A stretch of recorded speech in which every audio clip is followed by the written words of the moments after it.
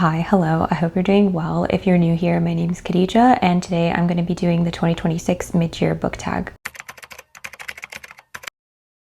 This is my first year on BookTube, so this is the first time ever that I'm using this tag and I'm really excited. From my understanding, this is something that booktubers have been doing since 2016, 2017. I just found the questions online. The questions never change. They stay the same every year. I wasn't sure if there is someone that I should be crediting for these questions. I couldn't find a person to credit. If I should be crediting someone, please let me know and I will add that to the description. Also, just as a heads up, most of these questions ask for one book in response, and I am not going to be able to pick just one for most of these questions. So just a fair warning because I have a lot to say as always. Let's get into it. What is the best book that you've read so far in 2026? I am very fortunate to say that I have read so many incredible books so far this year that this was a difficult question to answer. One of the best books that I've read this year is Weavingshaw by Heba al-wasity, and I talked about this in my January reading wrap up. I was lucky enough to get an arc in early January. I think this was the second or third book that I read of the entire year. So starting the year off very strong. It was one of those books where halfway through it, I knew that it was going to be one of my all-time favorite books and definitely at the top of my all-time favorite books in 2026. Weavingshaw is a debut gothic fantasy adult novel, and it is the first of a trilogy. The book follows a woman named Lena who has a dark secret, and that secret is that she can see the dead. She can see ghosts. Her brother becomes very sick, and in complete desperation because she doesn't know how else to heal him, she seeks out a very dangerous person called the Saint of Silence, and he is someone who trades and deals in secrets. He's the kind of person that you would only seek out if you are utterly desperate, and that's where she is at the beginning of the book. So she goes to him, she gives him her secret in exchange for medicine for her brother, and she ends up signing a contract with him. The reason why this is at the top of the list to me is because it is still seared into my brain. I still think about these characters every single day, no exaggeration. They are still occupying a space in my brain, and I don't think they're leaving at this point. I really don't. You can just tell the author put her heart and soul into her work. It is an unfinished trilogy, so the book does end in a cliffhanger, just so you're aware. I know that some people like to read books all at once so that they don't have to wait after a cliffhanger, but personally, I think this one's worth it. I heard that book 2 is set to be published in April 2027. I will be pre-ordering. If you want to hear more of my thoughts on Weavingshaw, I would recommend just checking out my January reading wrap up. Another book that I have to mention because of how deeply it moved me is The Ocean Would Paint Me Blue by Zulfa Kato. I don't want to share too many of my thoughts because I'm going to save that for the June wrap up video. It's a contemporary young adult standalone about a Muslim girl named Jihad who is living in New York, and ever since she lost her mother, her world has become completely colorless in a literal sense. Like, she cannot see anything but gray. She has a target painted on her back at the school that she is going to because she is a visible Muslim. She wears hijab, and she is relentlessly bullied at the school for her faith, for who she is, and tries to channel her grief of losing her mom and her frustration and anger at the way that she's being treated by painting murals in a magical sketchbook that was carved from a tree in Syria. And she specifically paints murals of her mother's life in Syria. So essentially just telling the story of her mother. There's a lot more to it, and there's a lot more thoughts that I have, but I will leave it at that for this video. Just know that it is gorgeous, stunning, beautiful. Zulfa's writing is just so lyrical and heartbreaking. It's the kind of book that I wish I could give to my teenage self. I loved it so much to my core. Like, it just deeply touched me. Weavingshaw and The Ocean Would Paint Me Blue, definitely the best books that I've read so far this year. What is the best sequel that you've read so far in 2026? I actually read a ton of sequels so far this year, but the majority of them were kind of just average, like your standard sequel, nothing that really blew me away. So this was kind of an easy one for me. I'm gonna have to give this to Clockwork Prince, which is the sequel to Clockwork Angel and the second book in the Infernal Devices trilogy, just because of how many emotions it made me feel. I felt like I was the one who was experiencing the heartbreak and the yearning. The last 20% of Clockwork Prince is like if heartbreak was a book. It's a pretty standard sequel, but it made me feel the most insane out of all of the sequels, the other sequels that I read this year. That's why it was an easy one, because I remember how I was feeling when I read that book. I'm gonna give an honorable mention to Lord of Shadows, which is the second book in the Dark Artifices trilogy. It was so moody. There was so much teenage angst. There was just so much emotion. There was so much going on. I was so stressed out, but I loved every minute of it. And in terms of how emotional it made me, it's pretty close. Like, the ending was just absolutely diabolical, as per usual. Yeah, so honorable mention goes to Lord of Shadows, but I'm gonna say the best sequel I've read so far was Clockwork Prince. A new release you haven't read yet but really want to. There are so many. What comes to mind first is The Tapestry of Fate by Shannon Chakraborty, which is the second book in the Amina al-Sarafi trilogy. So it's a sequel to The Adventures of Amina al-Sarafi, which is like a historical fantasy. The book follows Amina, who is one of the most notorious female pirates, until she retires and she has a child, and she's kind of just like living a peaceful life until one day she is tracked down by the mother of a former crewman. She is offered a job that she can't refuse, just like a huge sum of money in exchange for retrieving this woman's daughter. So Amina essentially gathers her old crew and sets sail for what she thinks is her last adventure. I really loved the first book, but for some reason I just haven't been in the mood to get to it. I haven't been in the mood to read it. I don't know why. I'm hoping that I can get to it soon, but that's why I haven't read it yet. There's a couple more new releases that are kind of on my mind. In the Country I Love by Ala al-Barkawi is another one that I really want to read. My library doesn't have it on Libby, so I am waiting for the physical copy currently, and I don't know when it's going to be ready. It is a debut contemporary standalone pitched as two Iraqi American best friends confront dark truths about their families in the wake of a devastating crime.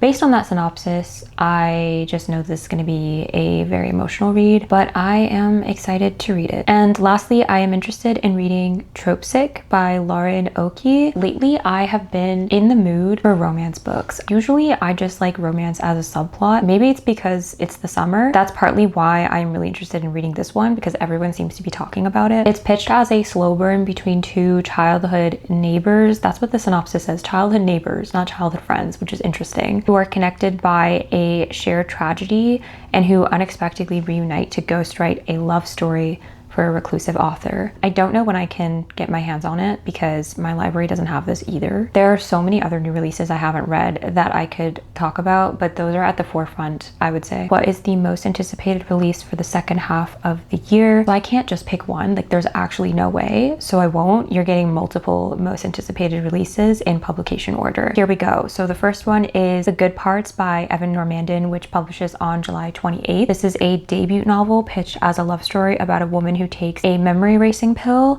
and the man she once loved who returns as a stranger, hoping to make her fall for him all over again. I am so sold just on that synopsis, but in addition to that, there are so many people in the book space who are talking about how amazing this book is, and my expectations are really high at this point. I have a feeling it's going to be a good one, and I'm just so excited. Then there's The Knave and the Moon by Rachel Gillig, which publishes on September 1st. I loved The Night and the Moth. I have literally been yearning to hold the next book in my hands since I read the very last page of that book.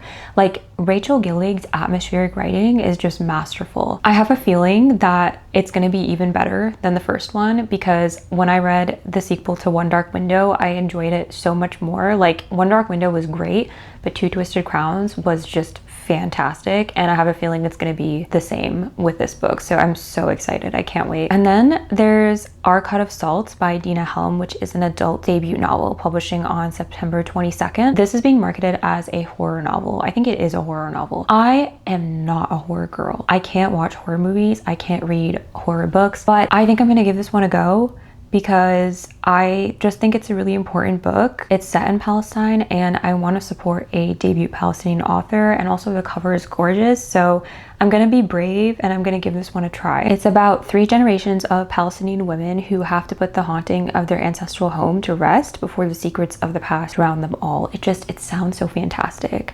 I am just a little scared. And then there's Empire by Saba Tahir, which also publishes on September 22nd. All of the rest of these are all publishing in fall around the same time. This is the second book in the Air duology, which is a sort of spin-off. Well, not sort of, it is a spin-off of the Ember in the Ashes series. Air was fantastic. The Ember in the Ashes quartet was fantastic. I have been so excited for this book since I finished Air a couple of years ago. I just know it's going to be great, so can't wait for that. Okay, I am really intrigued in the upcoming Once Upon a Broken Heart novella, which is called The Mirror of Infinite Endings, which is also publishing on September 22nd, mainly because I didn't like A Curse for True Love, the third book in the Once Upon a Broken Heart trilogy, at all.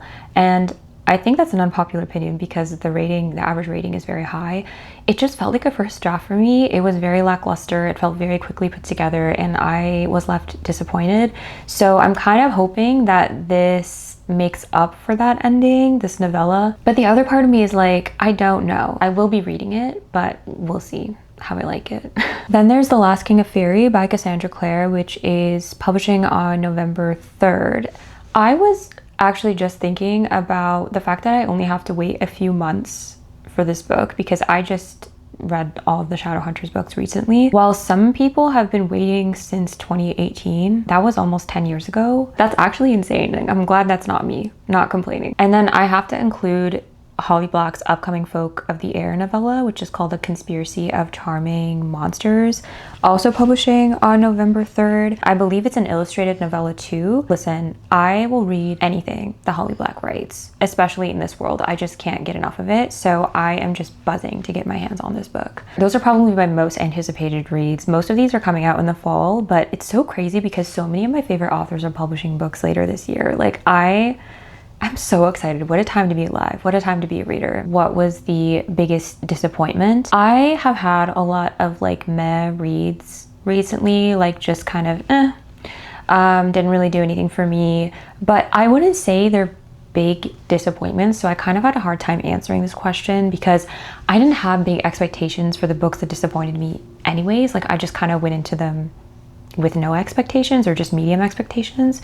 So even the ones that just like fell flat to me, it wasn't a huge disappointment. Correspondent by Virginia Evans, I was very bored reading that. The Gravewood by Kelly Andrews, I was also very bored reading that. IDNF Seek the Traitor's Son by Veronica Roth at like 50%, just wasn't feeling it. But none of those really disappointed me. It was just kind of like a unfortunate, oh, okay, I don't think this is for me. Thankfully, the books that I did have very high expectations for so far this year met my expectations for the most part. So I am gonna give this to The X-Files by Jessica Joyce because I think I'm the only person in the world who didn't like it. I'm basing that on everyone's reactions to it online and on Goodreads. It's very well loved and it's recommended as one of the best second chance romances. And I just did not see the vision. I did not see the vision. I talk about the reasons why I didn't like it in my February wrap up, but mostly I was just not convinced. If I'm reading a second chance, you have to convince me that these two people belong together and that they need to get back together. And I didn't see it. I just didn't see it. They felt very flat to me. That being said, I'm super picky with romance books, so maybe I'm the problem. Just didn't work for me. Yeah, so that's my answer to that question. It's kind of a messy answer, but it's fine. What was the biggest surprise? I am gonna have to say The Raven Boys by Maggie Stiefvater. That series really did surprise me because I did read the first book when I was a lot younger. I was probably 13 or 14 and I actually owned a physical copy of it and I didn't like it. I was like, oh, I don't really get the hype. I don't know why people love this. And then fast forward like 10 years later, I was seeing a lot of people talk about the Raven Cycle online and I was intrigued. I was like, maybe I should give it another go, but I didn't expect to love it as much as I did. I read all 4 books one after the other. I consumed them so fast. And when I finished The Raven King, the last book in the series, I felt like I just woke up from a very long, like never-ending fever dream. It was very trippy, possibly the trippiest young adult series that I have ever read. I had to go back to certain paragraphs as I was reading to kind of ground myself in what was going on because there were so many parts that were so confusing. And I totally understand why it has like stood the test of time because these books are giving like peak Tumblr era 2013, 2014. But the reason why they're so loved still is because the characters are just so lovable. Like they feel like people that you could know in real life. They're just so easy to love. They're like the perfect example of found family in young adult books. Yeah, it really surprised me. I really liked it. I don't know if I would recommend it to everyone because I feel like it's kind of a specific book series, but I personally really loved it. Who is your favorite new author? I have to say heba al-wasity, the author of Weavingshaw, because I'm so excited to see more from her in the future. I heard that she was working on a duology separate from Weavingshaw trilogy. I'm so excited. I will read anything that she writes. So definitely heba al-wasity. Then maybe also Samantha Shannon, because I'm making my way through the Bone Season series so far and I like it. It's not really like a life-changing series for me so far, but I am really enjoying it and I really like her writing style. And then I'm kind of obligated to mention Cassandra Clare because so many of the books that I've read this year were written by her. I have been reading a lot of books by a lot of authors new to me though this year, which is really cool. I feel like last year I was mostly reading books by authors that I knew and loved, and this year I feel like I'm just discovering so many more new authors. So that's been really fun. Who is your newest fictional crush? I knew the answer to this as I was reading the question for the first time. I am like 10 million years late to this. Like, it is 2026, but I'm gonna have to give this to adult Jem Carstairs. I love really kind and empathetic male characters who have like a very strong moral code, who love and feel so deeply. A person who comes across as like really gentle, but who can also be very headstrong and stubborn when he needs to be. He embodies all those characteristics. He is just so lovely. Who your newest favorite character is? This is a very 2016 thing to say, but 2026 is the new 2016, so it's fine. I have to give this to Julian Blackthorne from The Dark Artifices. When I went into reading this trilogy for the first time, I knew that I was gonna love Julian because he falls under like the eldest child. He has no choice but to be the eldest child in the situation, and I have a very soft spot for characters that fall into that because I am an eldest child. He just has so many emotions and he feels so intensely and deeply, and he doesn't know what to do with them. He comes across as a little more complex because his priority, like his entire life, is his family and Emma. And outside of that, it's like, I don't really give a damn. He had to become this like unbreakable, strong pillar of support for his little siblings while he himself is dealing with like a mountain of trauma that he just can't show or process, so it all just stays bottled inside. He naturally developed a lot of like unhealthy tendencies, making really big decisions that directly affect other people without consulting those people before you make that decision. I think he just felt very flawed and very human. I love reading about characters who are a little complicated. Not your average fantasy lead. I'm gonna stop here and move on to the next question, but all that's to say, Julian Blackthorne. Love that boy. The book that made me cry. Clockwork Princess is an obvious one because I'm never gonna forget that epilogue. Like, truly just an emotionally traumatizing experience. Then, as I mentioned earlier, The Ocean Would Paint Me Blue. I couldn't even tell you how many times I cried reading this book because it was so frequent. Even like the smallest things had me tearing up. Like 10% into this book I was crying. I just felt so seen and it just made me really emotional. Also, this one's kind of a surprise to me. You Deserve Each Other by Sarah Hochul made me cry at the end. I just got super emotional by the end of it. Kind of surprised me that it made me cry. A book that made you happy. This was actually kind of hard for me because I was going through all the books that I've read this year and I was like, wow, most of these are either really heavy or dark or emotional. Maybe I need to read more happy books the second half of the year. So I would say by a landslide, it would have to be You Deserve Each Other by Sarah Hochul because that is the book that made me laugh the most. I was giggling, I was laughing out loud. It was really late at night and I was trying to be quiet because everyone else was sleeping. But I can't remember the last time that a romance book made me laugh that hard. I was cracking up. Like, it was so funny, especially the first half. That was probably like the happiest book, which is kind of saying a lot because even that book, they're kind of going through a lot. What is the most beautiful book you bought so far this year or received? I try really hard to not buy books brand new because I live in Canada, and if you know, you know, books here are just so expensive now. So most of the physical books that I get or that I have on my shelf are either like thrifted or gifted to me, at least recently. I was fortunate enough to be gifted a few books this year, and one of them was the deluxe edition of Air, which I actually have right here. Gorgeous, gorgeous, gorgeous, gorgeous, gorgeous. Everything about it is gorgeous. The back, frayed edges, absolutely beautiful. And it also comes with this map and a bookmark as well. Like, it's so pretty. The most beautiful edition that I received this year. And then I do also have to mention Weavingshaw. This is the cover, but the naked cover is just like gorgeous. Like, look at this. Love, love, love. Yeah.